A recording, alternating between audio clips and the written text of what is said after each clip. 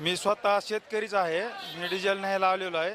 तर इथं दिवसभर उभा राहावं लागायला उन्हात कॅन घेऊन आणि डिझेल भेटायला गेले आम्हाला. काय अडचण येते डिझेल? डिझेल नसल्यामुळं शेतीचे कामं ट्रॅक्टरला करणं अशक्य व्हायला लागलेलं आहे. त्याच्यामुळं आता डिझेलला दिवसभर उभं राहायचं आणि संध्याकाळी जाऊन ट्रॅक्टर चालू करून नाईटला कामं करायचे. काय मागणी आहे शासनाला? शासनाकडं एकच मागणी की शेतकऱ्याला डिझेल व्यवस्थित पुरवलं जावं, एवढीच मागणी. कारण की शेतीतले कामं अडथळा येणार नाही शेतीतल्या कामाला. काय सांगाल कधीपासून रांगेत उभा आहे? किती 1 तास झाला ना रांगेमध्ये उभा होता त्याला.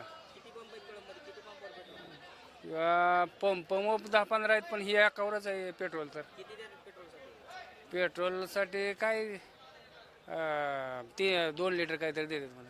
काय मागणी आहे प्रशासनाला? प्रशासनाला एकच मागणी आहे, लोकांचे एवढे हाल होते तर त्यांनी हाल वगैरे कमी करावेत.